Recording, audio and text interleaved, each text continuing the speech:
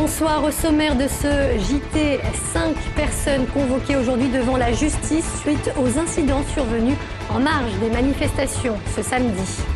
L'OL, dos au mur, ce soir les Lyonnais doivent impérativement l'emporter face à Brest pour espérer jouer la Ligue des Champions. Et puis une messe un peu particulière s'est déroulée à Champagne-au-Mont-d'Or. Un curé a béni une centaine d'animaux. Quelques incidents ont donc éclaté en marge des manifestations qui se sont déroulées samedi en centre-ville. Des commerces ont été vandalisés, 5 personnes interpellées. Il s'agit de 2 militants d'extrême droite et 3 d'extrême gauche. Ils comparaissaient cet après-midi devant la justice. Sur place, Benoît d'Autriche. Audience sous haute surveillance aujourd'hui au tribunal. Dans le box, 2 militants d'extrême droite et 3 d'extrême gauche, tous arrêtés en milieu d'après-midi samedi alors qu'ils s'affrontaient en plein centre-ville. Ils comparaissaient tous cet après-midi pour attroupement et port d'armes prohibées. L'affrontement a été violent, mais il n'y a pas eu de conséquences graves puisque les fonctionnaires de police se sont interposés entre manifestants, donc qui n'ont pas pu en découdre directement. Mais ça n'a pas empêché en marge que des brutalités soient commises ou des casses soient commises sur les commerces avoisinants.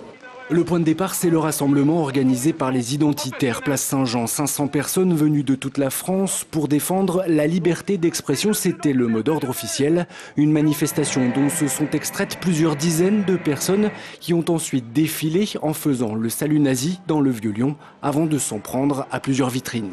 Des groupuscules se sont rués vers certains établissements afin de s'en prendre à la clientèle et aux établissements eux-mêmes. Parallèlement, un millier de militants de gauche s'étaient installés place des terreaux pour protester contre la manifestation des identitaires. C'est de là que sont parties les 3 autres personnes jugées aujourd'hui. Plus tard dans la soirée, une dernière rixe a éclaté. Vers 1h30, une quinzaine de skinheads s'en est pris aux clients d'un bar de la Croix-Rousse, mais aucune arrestation n'a eu lieu. Ils ont levé les bras à la hitlérienne en disant Zaï, mort au bamboula, mort à tous les Français d'ici. Ça a été très très rapide, ça a duré environ 2 minutes. Les 5 militants qui comparaissaient aujourd'hui encourent jusqu'à 6 mois de prison. Le jugement pourrait tomber dans la soirée. Autre convocation aujourd'hui devant la justice, celle du chauffard de 20 ans à l'origine de l'accident mortel runais. Dans la nuit de vendredi à samedi, ce jeune conducteur, ivre au moment des faits, a grillé un stop avant de percuter un homme de 58 ans à bord d'un scooter. La victime est décédée sur le coup. Le ministère public a demandé 4 ans de prison, dont 3 ans ferme. Les réactions se multiplient après l'arrestation de Dominique Strauss-Kahn. Le patron du FMI est accusé d'agression sexuelle par une employée d'un hôtel à New York. Parmi ses soutiens locaux, Gérard Collomb s'est exprimé aujourd'hui en amont du conseil municipal. Le sénateur-maire de Lyon appelle à la prudence et au respect de la présomption d'innocence. Tout ceci me semble irréel.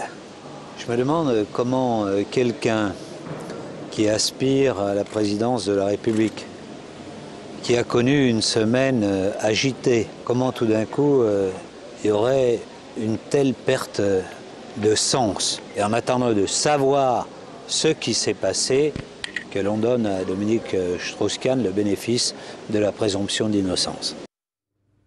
Plus de peur que de mal. Ce matin, une grue de près de 60 mètres s'est effondrée sur le toit d'un immeuble, avenue Barthélemy-Buillet, dans le 9e arrondissement.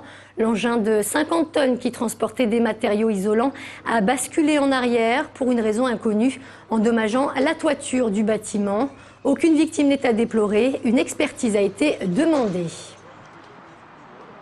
Cette grue, pour une raison indéterminée que l'enquête pourra éventuellement donner, est-ce que c'est par rupture d'une pièce, est-ce que c'est par surcharge ou erreur de manipulation, on verra.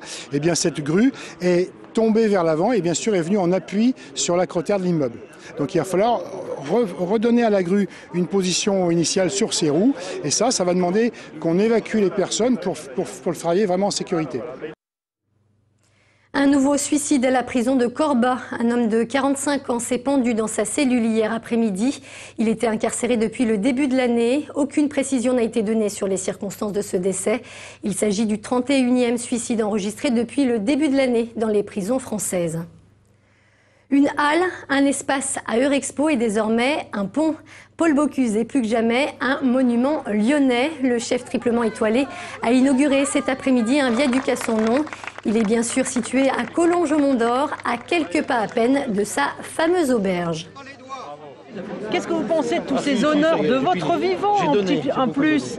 C'est pas désagréable. Il s'habitue à mon avis. Il a voulu encore 2 ou 3. Qu'est-ce que vous en pensez? Alors ce pont à côté de l'auberge familiale quand même. Je voulais pas qu'on le fasse tout de suite, je voulais qu'on le repeigne avant, aux couleurs de la maison, mais mon Dieu, on n'a pas les moyens. Mais c'est pas le vrai pont, parce que le vrai pont, il a sauté pendant la guerre, en 1944. Ça, c'était le pont d'après-guerre. En sport, ce week-end se déroule à Villeurbanne le championnat d'Europe junior de judo, une compétition au cours de laquelle les Français se sont distingués avec pas moins de 5 podiums. À noter également qu'en foot, c'est ce soir que l'OL affronte Brest. Un match capital pour les Lyonnais, suivi de près au classement par le PSG, toujours dans la course à la Ligue des Champions. Émilie Deschamps. En mise au vert prolongée depuis samedi à Dinard, l'OL a tenté de préparer ce match dans les meilleures conditions possibles. Pour la simple et bonne raison que les Lyonnais sont condamnés à l'emporter ce soir. Après la déroute auxerroise, Lyon n'a maintenant plus que 3 rencontres pour sauver sa saison et conserver sa 3e place, synonyme de tour préliminaire de la Ligue des Champions. On sait qu'on peut avoir le répondant nécessaire dans ce genre de situation et de configuration puisqu'on l'a déjà fait. Voilà, donc c'est bien encore une fois de rester mobilisé et de rassembler toutes les énergies. Désormais à 7 points de Marseille qui a concédé le nul hier à Lorient et avec une toute petite longueur d'avance sur Paris, l'OL doit absolument engranger des points.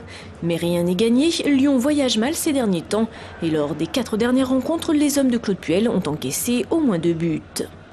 350 judokas ce week-end à l'Astrobal transformé en dojo le temps de la Coupe d'Europe junior. Si Lyon et Villeurbanne accueillent un tournoi international depuis 10 ans, c'est la première fois que celui-ci est organisé sous l'égide de l'Union européenne de judo. 13 pays européens ainsi que le Japon étaient donc représentés pour cette première édition lyonnaise. Une compétition tremplin pour les juniors à l'image de Teddy Riner et Morgan Ribot qui l'ont tous deux remporté et où la France s'illustre depuis de nombreuses années. Bon, aujourd'hui, sur le niveau européen, on est dans les 3 meilleures nations depuis 10 ans. Des fois on est la première, des fois on est la 2e, la 3e, mais ça se situe dans les 3 meilleures à chaque fois. La France et le Japon ont d'ailleurs dominé la compétition ce week-end. Les Bleus ont remporté 5 titres sur les 17 mises en jeu, tandis que les Japonais ont raflé 7 trophées. C'est une messe plutôt insolite qui s'est déroulée ce week-end dans l'église paroissiale de Champagne-Mont-d'Or. Chats, oiseaux et même poissons, une centaine d'animaux au total ont été bénis par le curé. Une drôle de cérémonie à laquelle a assisté Virginie Coutière. Luna, Patch, Uno ou Snoopy, ils sont venus nombreux samedi à l'église Saint-Louis-Roi à Champagne-Mont-d'Or. Chiens, chats, poissons et même escargots ont reçu la bénédiction du père Frédéric Lequin, à l'origine de l'événement. On bénit les animaux tout simplement parce que l'Église a l'habitude depuis des siècles de bénir les activités des hommes. Alors, ça part sur le principe de dire que Dieu est bon. Écoutez la parole de Dieu aux poissons de la mer et du fleuve, puisque ces hommes refusent de l'entendre. Le succès a été au rendez-vous et les propriétaires ont été manifestement ravis de faire bénir leurs compagnons à fourrure. Je trouve que c'est une première, c'est assez sympa de voir tous ces animaux. Je trouve que c'est bien de bénir les animaux parce que ce sont des créatures de Dieu comme les hommes. Certains sont venus de loin, attirés par cette curieuse célébration. J'ai pas été déçu du tout parce que il y en avait vraiment. À la fois, c'était un petit peu Walt Disney, tous ces animaux ensemble. J'ai trouvé au début, c'était vraiment très particulier. Et puis, il devait y avoir des bonnes ondes parce que pendant un long moment, ils sont tous restés très calmes, ce qui m'a vraiment beaucoup surpris. Devant l'engouement suscité, le père Lequin pense renouveler l'expérience. Celle-ci pourra peut-être s'étendre aux maisons et aux voitures si les Champenois en font la demande. Et c'est la fin de ce JT. Merci de nous avoir suivis. Très bonne soirée sur TLM.